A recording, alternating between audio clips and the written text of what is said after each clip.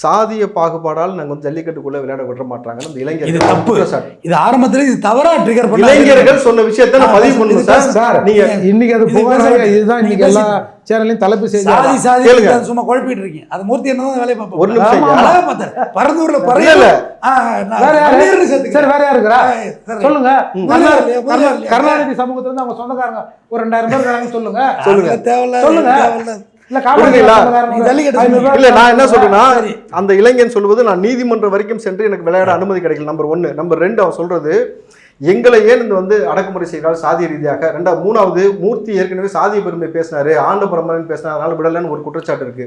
4வது இருங்கய்யா, ஒரு விளையாட்டுத்துறை அமைச்சர் கலந்து கொண்ட இடத்துல இப்படி ஒரு பாகுபாடு நடக்கப்பட்டிருக்கணும் பொழுது உதயநிதி முதல்ல தலையிட்டது சரி செஞ்சிருக்கணும். இன்னைக்கு நீதிமன்றம் போயும் சரியில்லை. டோக்கன் இல்ல சார், நிறைய பேர் டோக்கன் மிஸ்ஸிங்.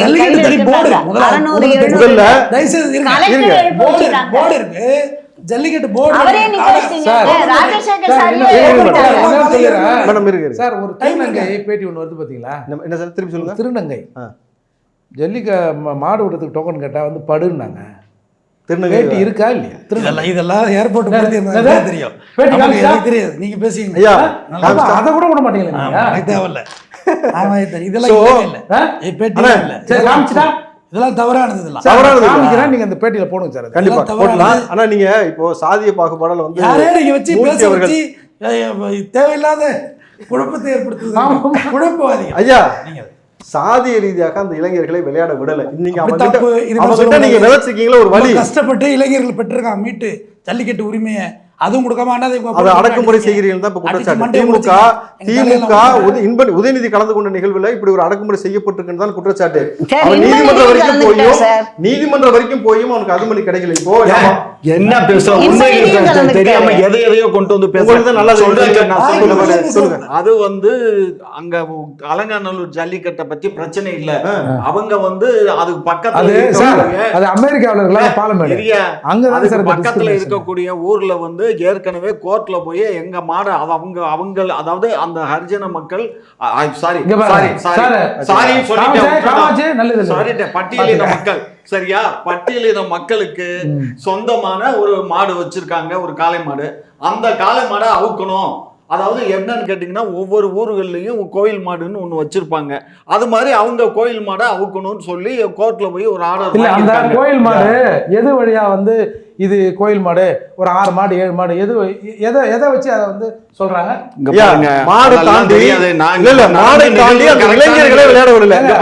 ஒரு சமூகத்துக்குமான ஒரு மாடுங்க, 5 மாடு 6 மாடு 7 மாடுங்க.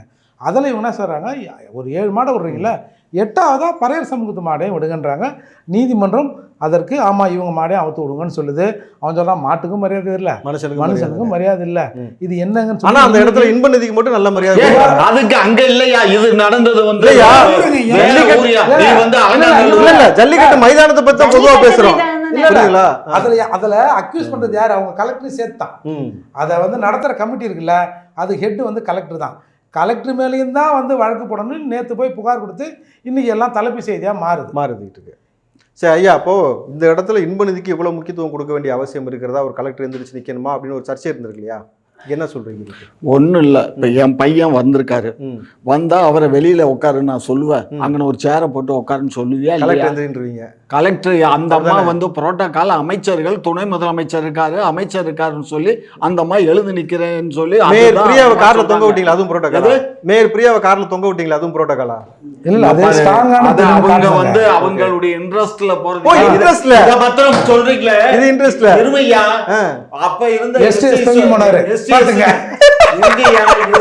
ஒரு அமைச்சர் இருந்தாரு, ஜெயலலிதா அம்மா கார்ல எஸ்டிஎஸ் தொங்கிக்கிட்டே போனாரு. தெரியுமா உங்களுக்கு? ஒரு சீனியர் மினிஸ்டர் அவரு.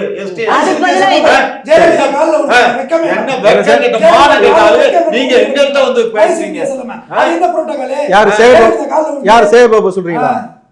சேகர் பாபு சொன்னாங்க. சேகர் பாபு சொன்ன எல்லாரும் ஏடிஎம்கேல இருந்த ஆளுங்க எல்லாம் தான் கால்ல விழுந்து தொட்டு கும்பிட்டு வந்தீங்க. அவங்க அந்த முதலமைச்சர் என்ன பண்ணாரு? பூந்து போய் கால்ல தொட்டு வணங்கிட்டு வரலையா? சரி, என்ன பேசுறீங்க? இப்போ நீங்க எதுக்கு இன்ப நிதி கால்ல விழுகணும்னு ஆசைப்படுறீங்க தான் கேள்வி.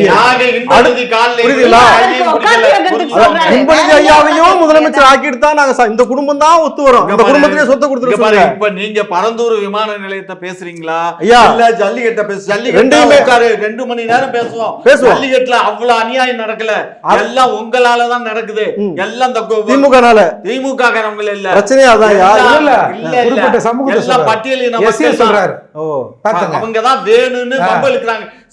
ஐயா, இந்த திமுக வாயிலிருந்து அலங்காநல்லூர்ல போனதுல வந்து மினிஸ்டர் மூர்த்தி வந்து ஒரு பட்டியலின மக்கள் தான் முன்னாடி வரணும், ஃபர்ஸ்ட் வரணும், அதை அவரு ஏமாத்தி இன்னொரு அவன் கட்சிக்காரனுக்கு கொடுத்துட்டாருன்னு ஒரு குற்றச்சாட்டை பப்ளிக்கா சொன்னான் அந்த பையன். ஆனா எல்லாரும் வேடிக்கை பார்த்தவங்க எல்லாம் அவன் தோத்து போயிட்டான், ஜெயிச்சது இந்த பையன் தானே எல்லாம் சொன்னாங்க. கோர்ட்டுக்கு போச்சு, கோர்ட்லயும் நிக்கல. அப்புறம் வந்து என்ன பேசுறீங்க? சரி சார், இவர் சொன்னாரு சார், இருங்க, இவர் சொன்னாரு. நாட்டுல எல்லாம் பட்டியலின மக்கள் தான் வரணும், நாங்க எல்லாம் வெள்ளெல்லாம் நிக்க வைக்க வேண்டாம். பின்னாடி ரோல் அவர் ஃப்ரெண்ட்ஸ் உட்காந்து வச்சிருக்க முடியாதா? முன்னாடி இருக்கிறவங்க ராஜசேகர் இந்த ஜல்லிக்கட்டுக்கே இது பண்ணவரு, கேஸ் போட்டு இது முன்னாடியில அவரு கலெக்டர் அம்மா எல்லாரையும் எழுந்துக்க சொல்லிட்டு ஐயா, நீங்க இன்பநிதிக்கு தூசி தட்டி விடுங்க. உட்காந்துக்க மாட்டாரா? இன்பநிதிக்கு நீங்க தூசி தட்டி விடுறது பிரச்சனை இல்லையா? இன்பநிதியை முதல் வரிசையில் உட்கார வச்சு அவரோட பையன் பேசுறாரு. சரி, அப்பா உட்கார்றாரு, பக்கத்துல உட்கார வைக்கிறாரு. இன்னொருத்தர் பையனை கூட உட்கார ரெண்டு வச்சு பேரும் எல்லாம் புள்ள வயசுல உள்ளவங்க அந்த கலெக்டருக்கு. நீங்க வேற என்ன சார் புரோட்டோகால்னு சொன்னா புரோட்டோகால் படி போகணும். புள்ள வயசு தம்பி வயசுலாம் கிடையாது. இங்க முதலமைச்சரோட துணை முதலமைச்சரோட பையன் எங்க இருக்குன்னு அதுக்கு பாதுகாப்பு இருக்குங்க. எப்படிங்க? எல்லாரும் எங்க குடும்பத்துக்கே இருக்கு, எல்லாரும் பாதுகாப்பு.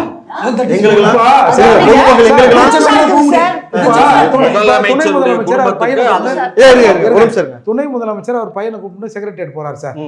எங்க அப்பா கையத்தனை நானும் 2 போட்டுக்கிறேன்னு போட முடியுமா சார்? அரசு ஆவணத்துல கையெழுத்து போட முடியாதுங்க. ஆனா பாதுகாப்பு வளையத்துக்குள்ளதான் அவங்க எல்லாம் இருக்காங்க.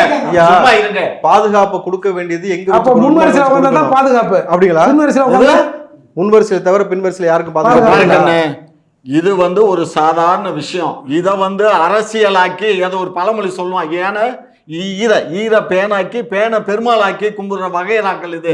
அதனால இந்த வகைராக்கள் இப்படி அப்படி சொல்றீங்க. சரி, அப்படி பேசுறாங்க. உங்களுக்கு எங்கேயா போச்சு புத்தி?